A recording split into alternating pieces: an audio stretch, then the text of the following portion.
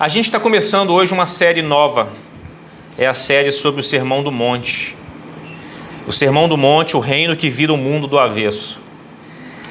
Se o mundo conhecesse, se os evangélicos, vamos falar do Brasil, conhecesse o que Jesus disse em Mateus capítulo 5, 6 e 7,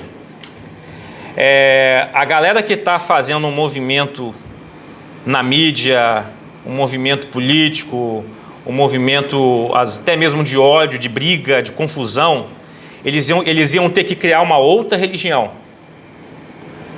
Ou alguns movimentos que se vê hoje, algumas ostentações religiosas que se vê hoje chamadas evangélicas, se conhecessem ou se estudassem ou se desejassem ouvir o que Jesus falou em Mateus capítulo 5, 6 e 7, eles não poderiam se chamar de cristãos.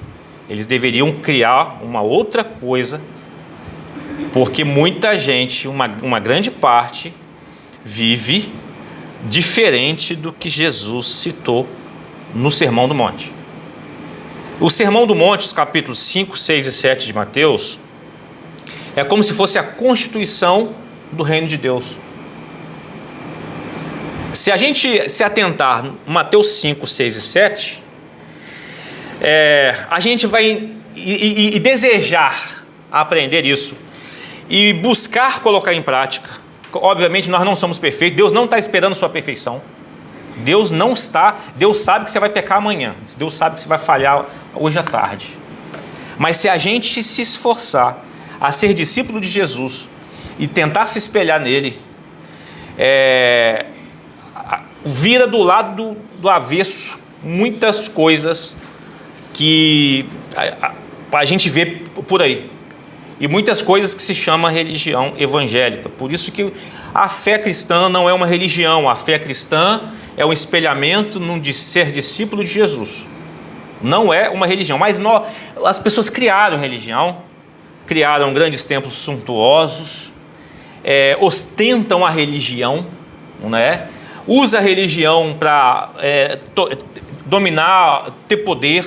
E a gente viu na semana passada sobre a ceia e a guerra, né? Enquanto a gente ceia, come do pão, bebe do cálice, a gente anuncia a morte de Jesus até que ele venha para governar o mundo, porque a guerra mostra que nós não somos competentes para viver em harmonia entre as nações. Nós somos incompetentes para viver a harmonia entre as nações, por isso que tem guerra. Mas o que o Evangelho promete? Jesus retornando para governar a terra. Então nós crentes, nós devemos tirar da cabeça a questão de que o único momento para viver com contato com a matéria é esse, que depois a gente vai virar fantasminha imaterial. Não, a ressurreição é para todos. A materialidade ela sempre vai existir. Então, voltando para o Sermão do Monte, o reino que vira o mundo de avesso, a gente vai falar hoje só de 3 versos.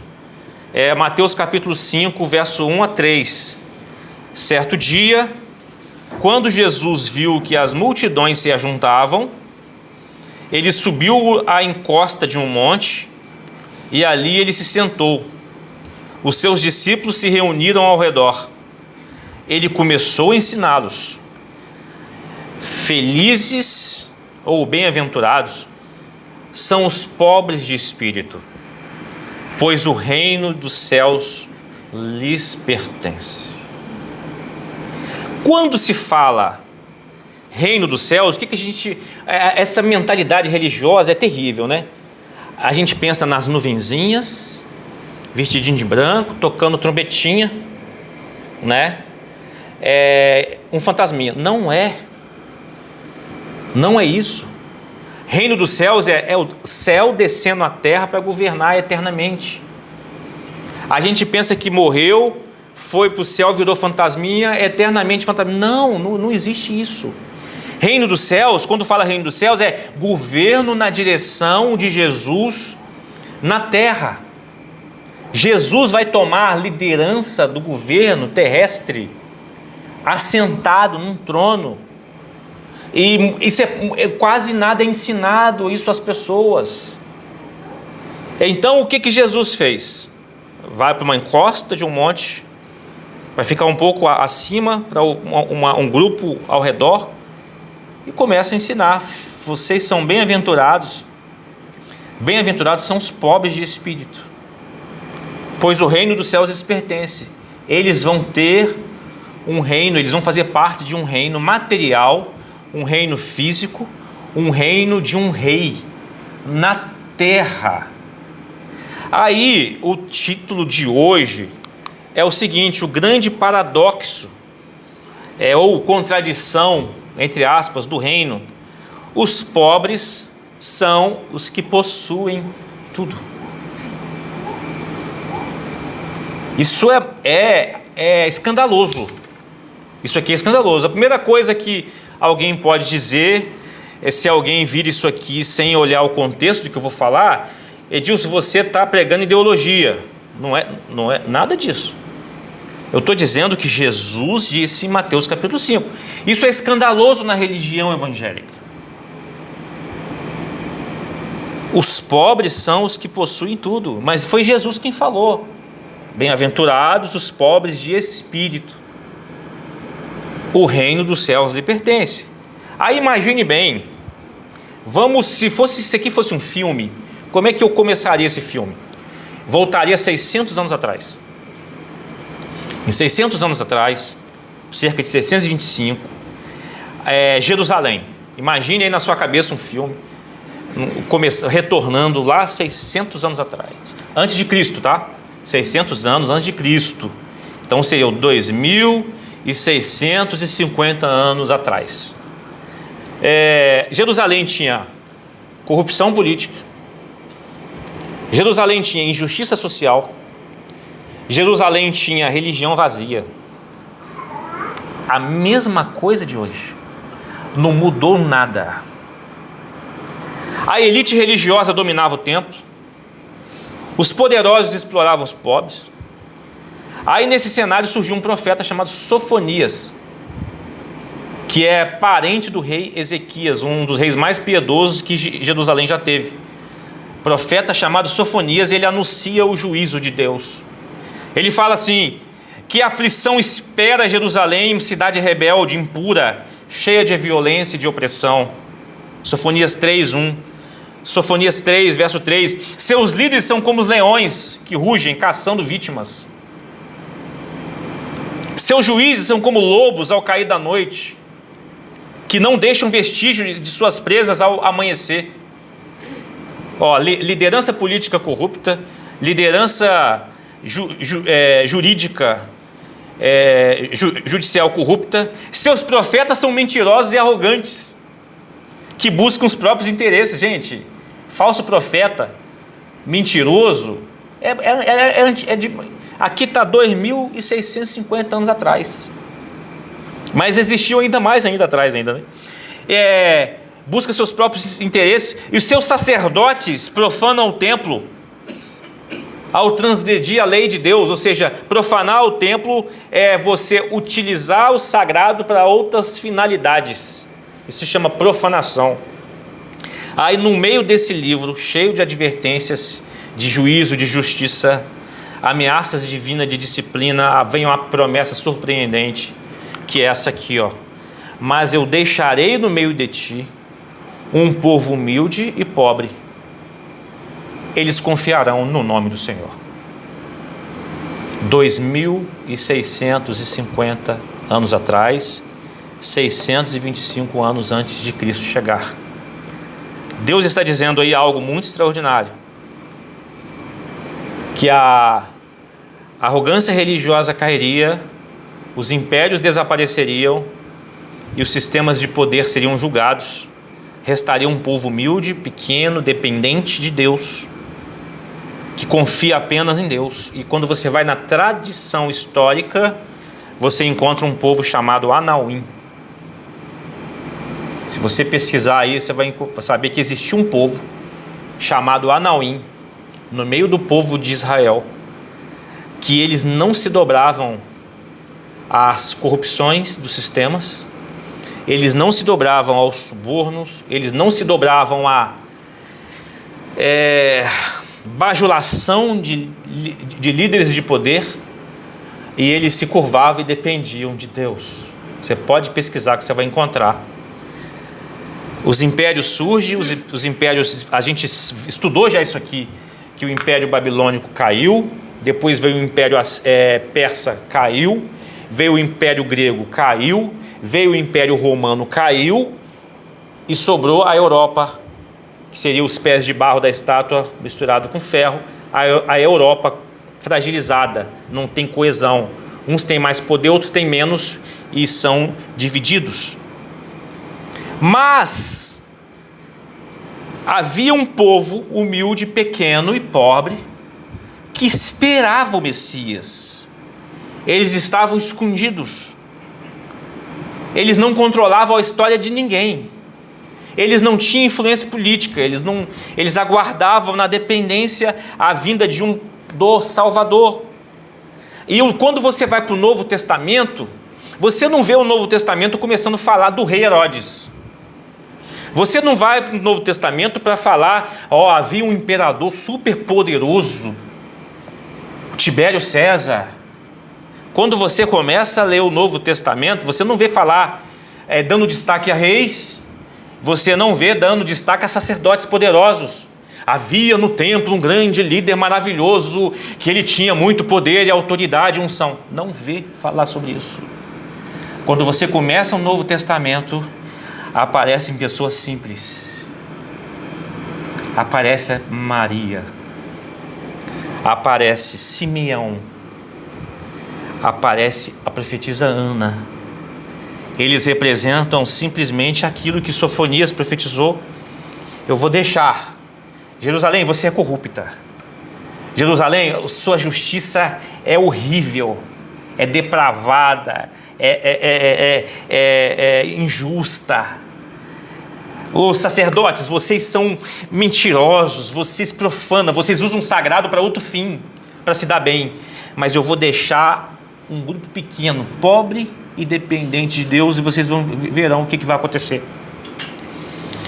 Aí quando a gente vai olhar para o Novo Testamento, há pessoas esperando a redenção de Deus simples. Simples, eles não têm o poder do mundo.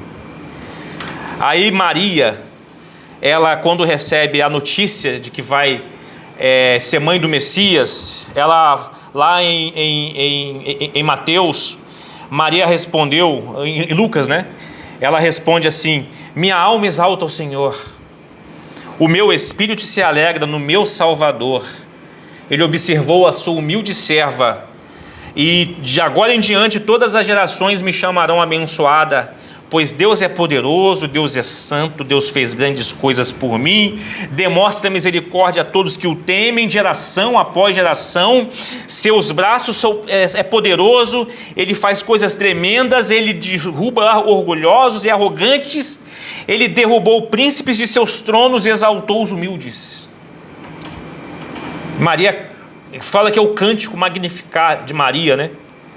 Encheu as coisas de coisas boas os famintos, despediu de mão vazias os ricos, ajudou o seu servo Israel e lembrou de ser misericordioso, como prometeu Abraão e seus descendentes.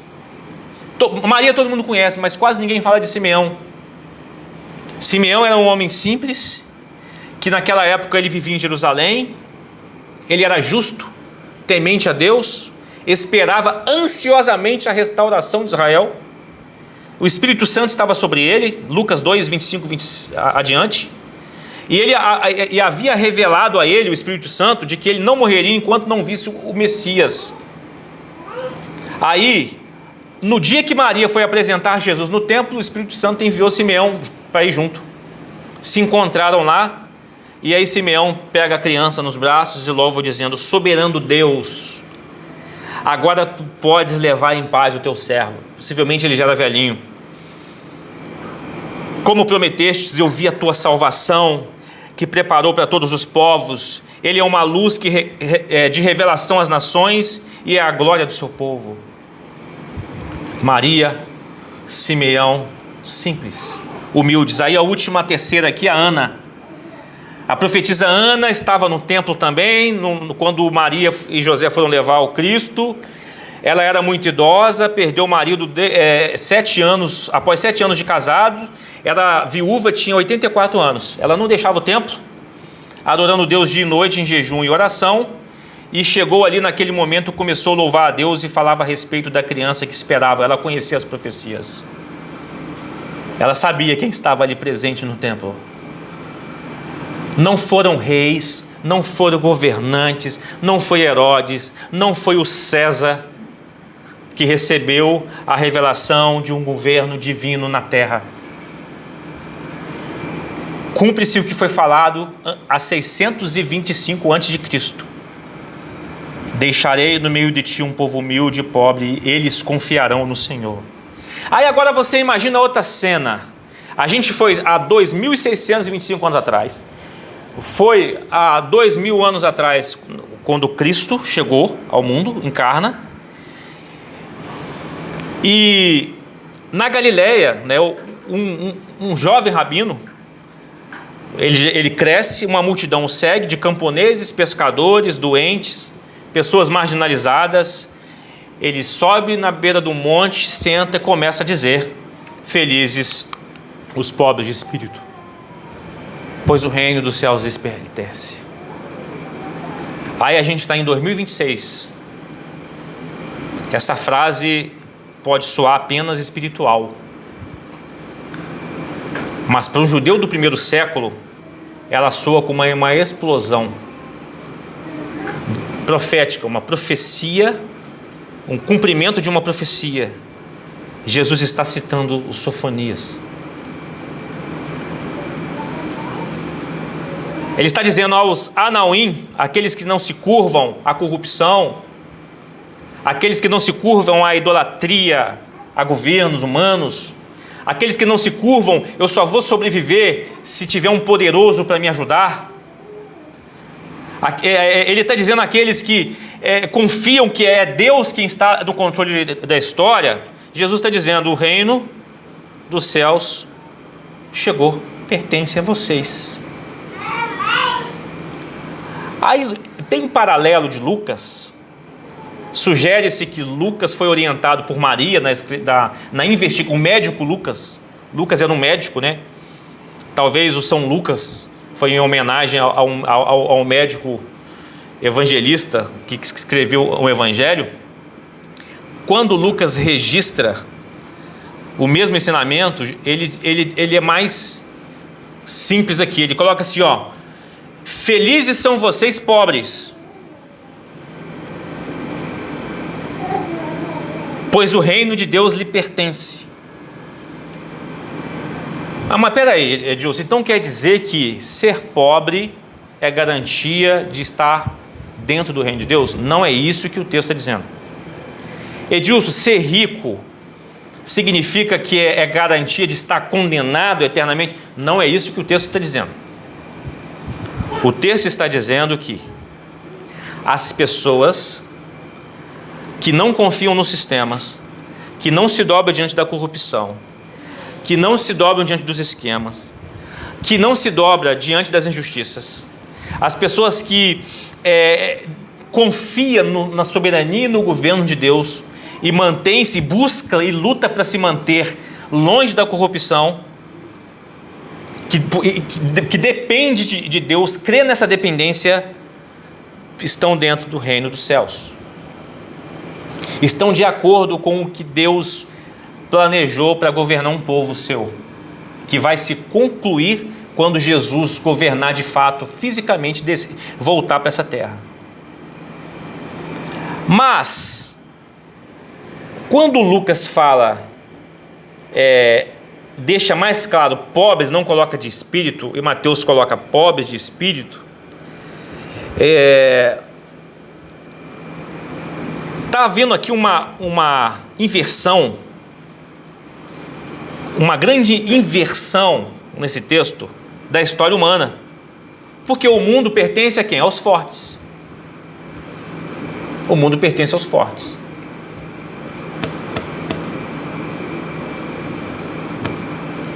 Não brigue com Trump. Se você arrumar rolo com Trump vai lá na sua casa e te busca.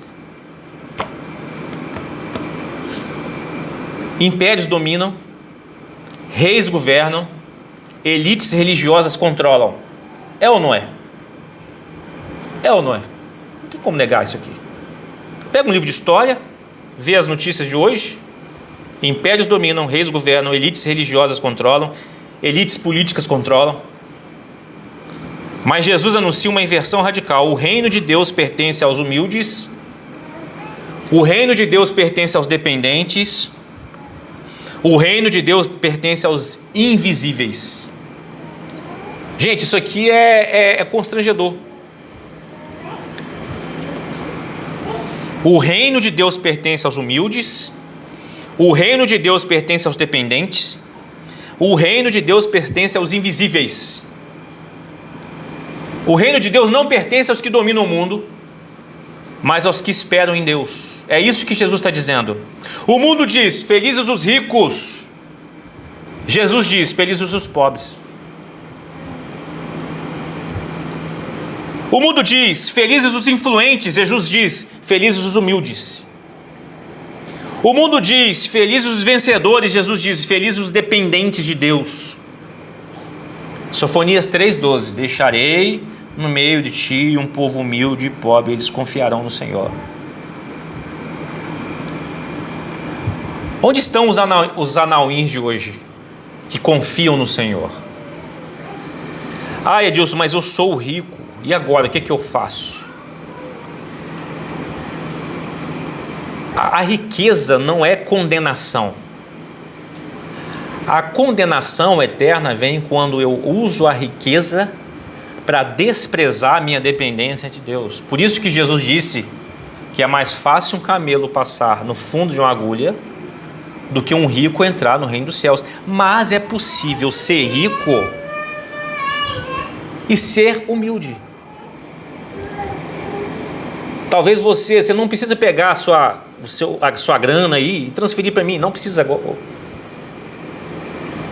Transfere a metade. Tá. O pastor que fala que é para transferir, né? É transferir tudo para Deus. Não, eles falam para transferir para Deus, mas a conta é dele, né? A questão é que é difícil ser rico e ao mesmo tempo humilde e consciente que depende de Deus. É muito difícil. E é mais fácil alguém que é miserável e pobre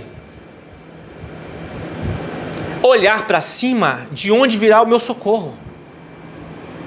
É mais fácil. Entretanto, não significa que ser pobre faz parte do reino dos céus também. Por quê? Há muito pobre que, ao invés de olhar para cima e de onde virá o meu socorro, ele se deita e se dobra diante da corrupção do sistema, diante de uma idolatria política.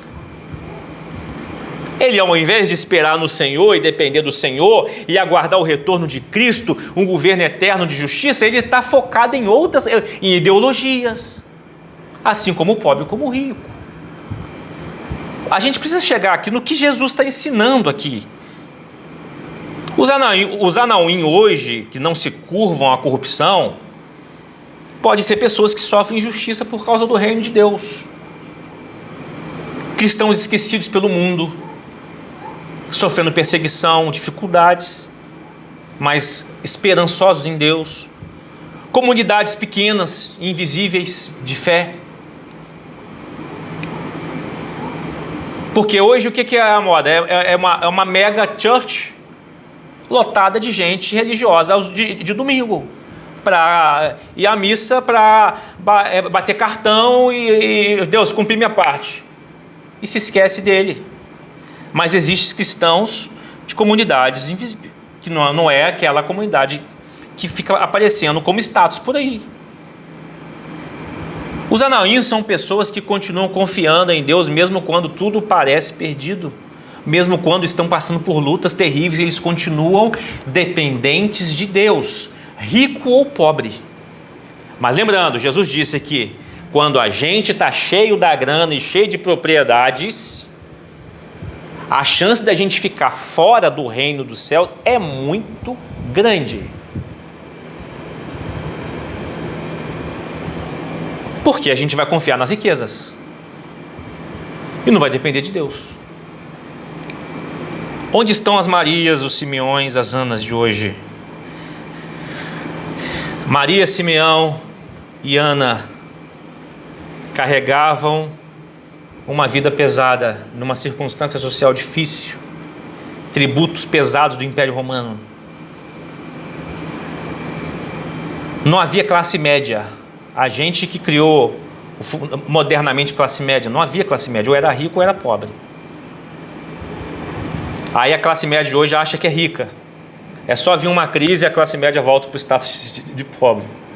Porque toda crise, quem é rico continua mais rico ainda. Gente, nada contra rico, eu queria muito ser rico. Tá? Nada, não é isso. Estou dizendo que quando a gente é rico, a chance da gente confiar nas riquezas e abandonar Deus é grande. Porque quando a gente é classe média, a gente já tem essa tendência. Vamos confessar aqui. Talvez seja só eu, classe média, todo mundo rico aqui. Né? Eu, classe média, às vezes, eu esqueço que eu dependo de Deus. E entro na paranoia de preocupação. Eles pagavam impostos de Roma, eram injustiçados pelos poderosos, tinham uma religião controlada por elite, eram insignificantes, não tinham poder, não tinham influência, não tinham voz. E o Evangelho começa mostrando esses três simples e dependentes de Deus. Aí Lucas, ele nos ajuda um pouco a entender o que Jesus quis dizer. É um texto paralelo, tá? Quando Jesus fala isso, quando Jesus chega para um jovem rico, o jovem rico pergunta: Senhor, o que eu faço para pertencer ao reino dos céus? Jesus sabia que ele era ganancioso. O que Jesus fez? Venda tudo que você tem e dê aos pobres. O cara ficou triste, deixou Jesus falando sozinho e foi embora.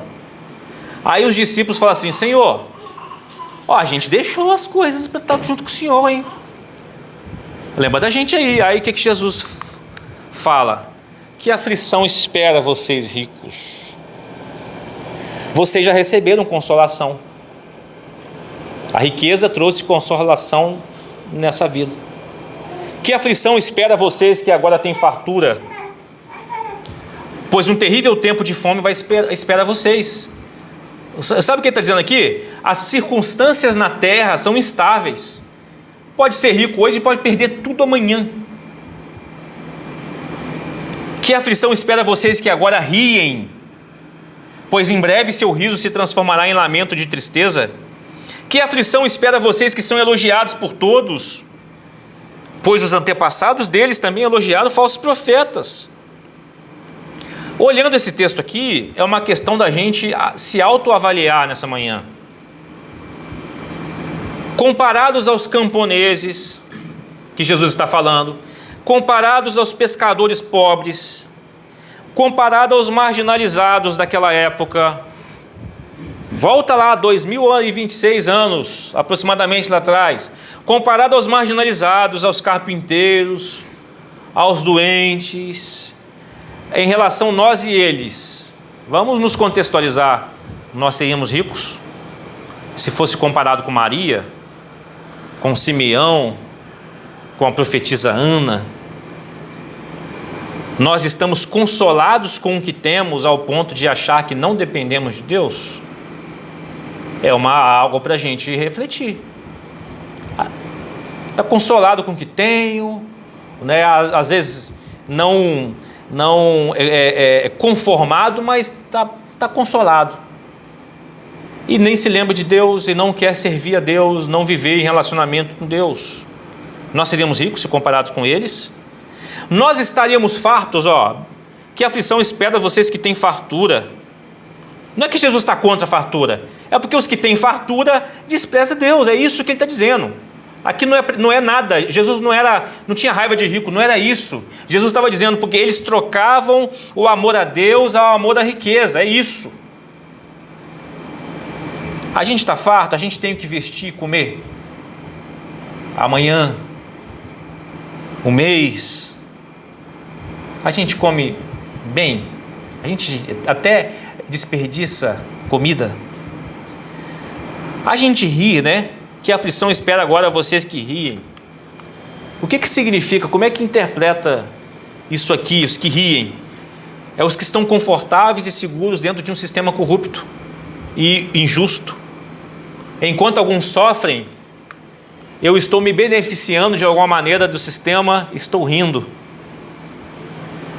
Enquanto eu sei que eu faço parte de um sistema corrupto, me beneficio desse sistema, estou rindo enquanto outros estão sofrendo. Ai de vós, que aflição espera os que riem.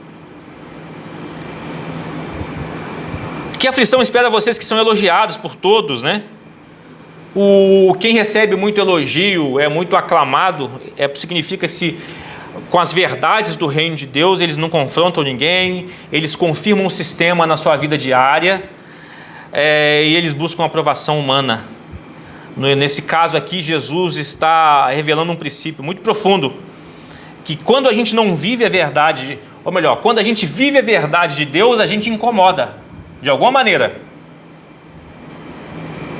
Quando a gente não vive, todos elogiam, porque a gente tem a tendência de suavizar a verdade, evitar o confronto em relação a algo que está corrupto e adaptar a mensagem do Evangelho para agradar. É o que mais tem hoje, a adaptação da mensagem do Evangelho para agradar, para atrair gente, multidão e adquirir riquezas. Inclusive, em alguns lugares tem até área VIP, né? Área VIP para influencers ricos sentarem durante os cultos. Por que a gente precisa ter uma autoanálise, gente? Porque comparado com Maria, Simeão e Ana, nós somos ricos. E bem-aventurados os pobres de espírito. Porque o reino dos céus, o governo de Deus, eles estão debaixo do governo de Deus que começou e vai se concretizar fisicamente por Jesus nessa terra. Essas pessoas que estão aqui, confiam na riqueza ou na sua pequena estabilidade, vivem para o prazer, não explicitamente prazer pecaminoso, não é errado ter prazer, mas não quer nem saber de Deus, de um relacionamento. Esse tipo de pessoas aí descansam com o sistema injusto, ignoram o sofrimento dos outros, amaciam o Evangelho. Oh, meu lindo, não tem um camarada que fala assim, oh, meu lindo, todo mundo gosta, buscam elogios e ainda acha que está tudo bem com a sua vida espiritual e dizem, eu tenho Jesus no coração.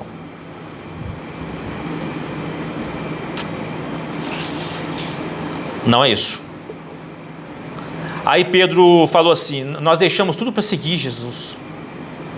Pedro fica preocupado quando ele ouve isso aqui e ele fala, Jesus, nós deixamos, qual será a nossa recompensa? Qual será a nossa recompensa? Você sabe qual vai ser a sua recompensa? Qual será a minha e a sua recompensa?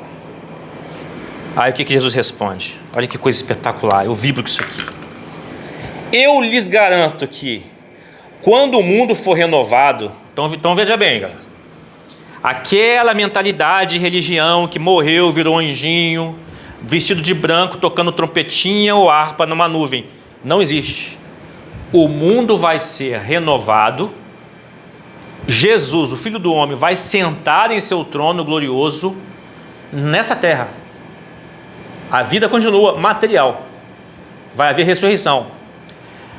Vocês que foram meus seguidores também se sentarão em 12 tronos para julgar as 12 tribos de Israel.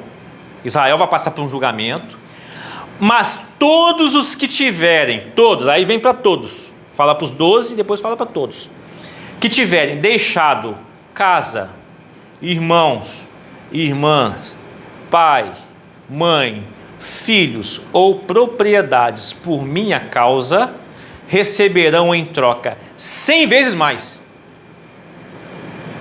e herdarão a vida eterna. E o deixar casa não é eu ir morar na rua, gente.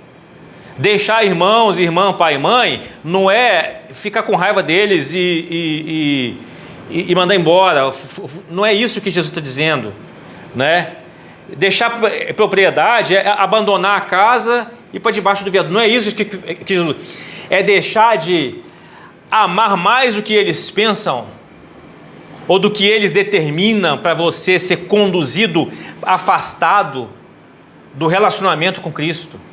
Quando você deixa o que eles pensam e segue a Jesus, quando você não idolatra a sua propriedade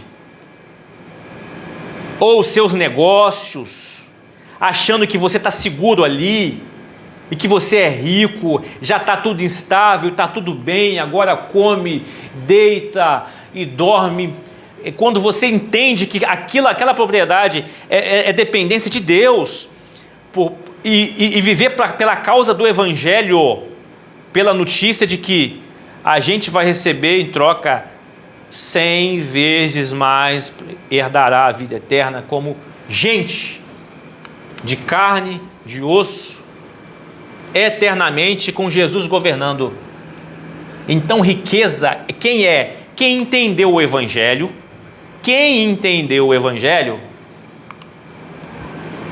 usa a sua vida, usa seu corpo, usa suas posses para viver o reino de Deus, expandir o reino de Deus de forma verdadeira e não troca. Lembra disso? Que se você vai ver muito por aí, se você der para Deus, Deus não está pedindo, Deus não precisa do seu dinheiro, Deus não quer nada seu.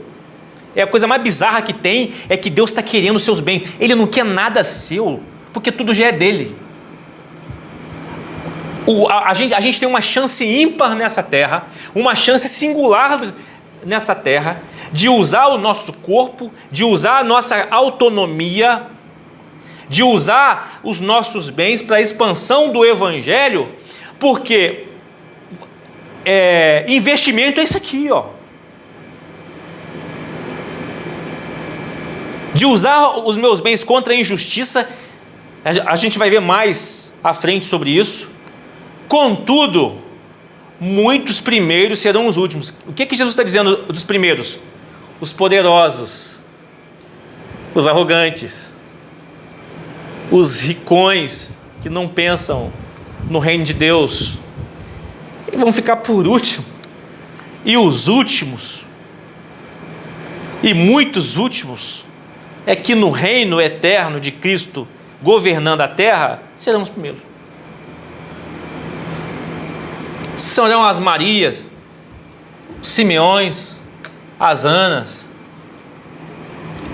que simplesmente não usa o seu poder para possuir vantagem, humilhar pessoas e achar que não precisa de Deus. E pode ser que,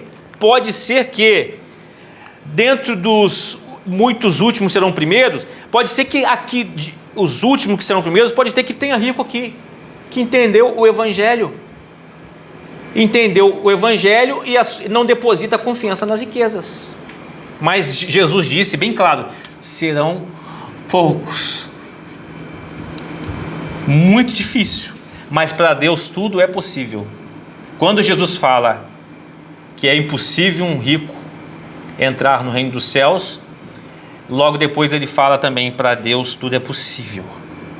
Se o rico entender, se humilhar e entender que é uma inversão. Pense num poderoso que você admira. Pensa em quem pode fazer qualquer coisa no mundo quando quiser. Ele está lá no último da fila, no reino de Deus. Aí vem o grande paradoxo do reino, são os pobres que possuem. Isso é escandaloso. Isso é, para a mentalidade de hoje, inaceitável. Como assim? Mas Jesus foi o exemplo disso. Ele vem, abandona a sua glória, Filipenses capítulo 2, todos os privilégios de ser Deus e veio por ser pobre, para nos mostrar o caminho para acessar o reino de Deus. Nas Escrituras tem gente rica que entendeu? Tem. Mulheres ricas ajudaram no ministério de Jesus e criam no que ele dizia. Quando Jesus estava na cruz, José de Arimateia foi lá em Pilatos, pede o corpo de Jesus. Tinha condição, junto com Nicodemos, e vai lá e sepulta o corpo de Jesus. Entenderam? Aí em Apocalipse tem um grupo de pessoas, os 144 mil selados, uma pequena multidão, e logo depois no capítulo 7 e 9, uma grande multidão. Na história da humanidade, pequeno grupo a cada século, está sendo computado numa grande multidão que irá reinar essa terra. Eu quero chamar a minha atenção e a sua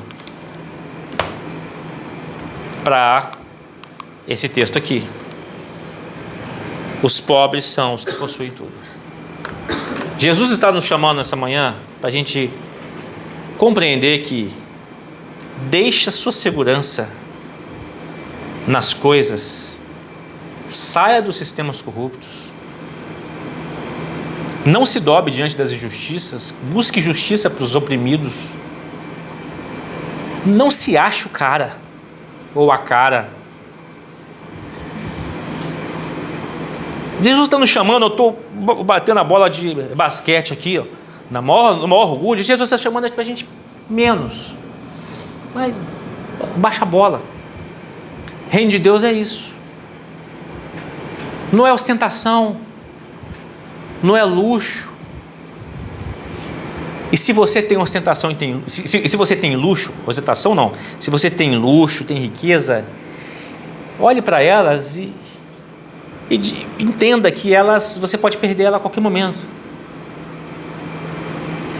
E se você faz parte de um sistema e está bem dentro desse sistema e está rindo, conformado, Jesus está falando, ó, está precisando de você a buscar justiça aí para os oprimidos. Você está rindo, mas tem gente, você está dentro do sistema que está oprimindo gente, mas porque você não está oprimido, você está rindo. Isso é evangelho. Isso é evangelho. Você tem investimentos na bolsa de valores? Tem investimentos, mas não confia que são esses investimentos que vão salvar o seu futuro, salvar nos dois aspectos. O dinheiro é tudo virtual, gente. O ouro é psicológico. Eu não esqueço da série Netflix, dos caras que assaltam o Banco da Espanha, esqueci o nome, como é que é mesmo? La Casa de Papel. Roubaram o ouro do Banco da Espanha, substituíram por bronze, por placas parecidas com ouro bronze.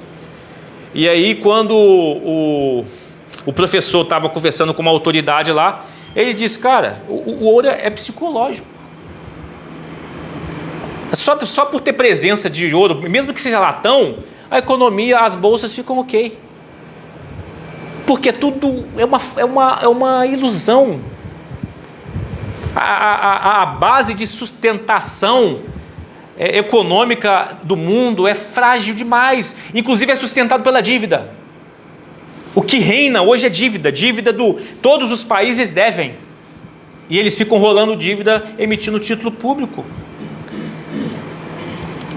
Jesus está dizendo: o reino dos céus pertence aos simples, humildes, que dependem dele e aguardam o dia da redenção. Não tem nada de errado se você é simples, se você espera a redenção. Se você é rico, mas é simples e espera a redenção, também não tem nada de errado, mas use a sua riqueza para juntar tesouros no céu. Porque conforme foi dito aqui, 100 vezes mais para governar a terra junto com Cristo. Isso que é investimento. Curva a sua cabeça, faça uma autoanálise nesse momento. Se você está dentro do reino dos céus, o reino dos céus, felizes são, bem-aventurados os pobres de espírito, porque deles é o reino dos céus. O reino do céu já começou. É invisível porque é inverso desse mundo, é inverso dos padrões desse mundo. Enquanto esse mundo valoriza poder, força, violência, ódio, opressão, o reino dos céus é o contrário. E se você adotar essa perspectiva de vida e confiar na redenção em Jesus, você faz parte do reino do céu. Então a gente deve se arrepender, mudar de pensamento, modular nossos pensamentos por uma nova perspectiva.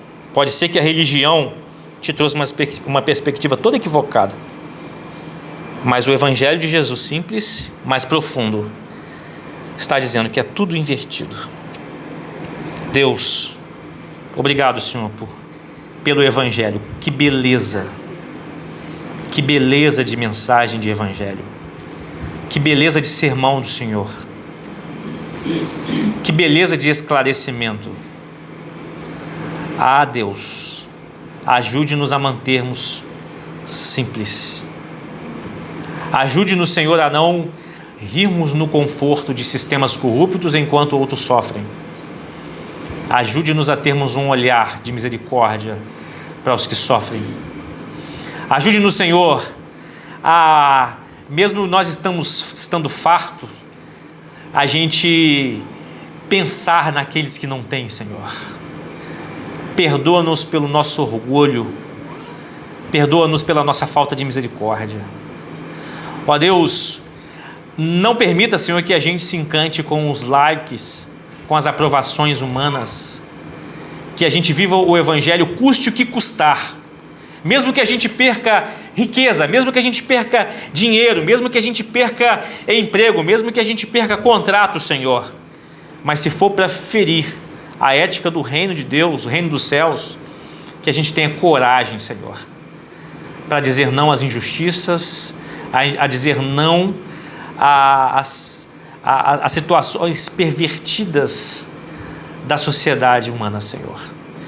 E que a gente aguarde, que a gente não permita que o que pensam sobre nós seja o nosso governo de agir, mas que a gente descanse no Senhor, que receberemos nessa terra, mesmo que a gente morrer, ou a gente vai ressuscitar para governar com Cristo eternamente nesta terra.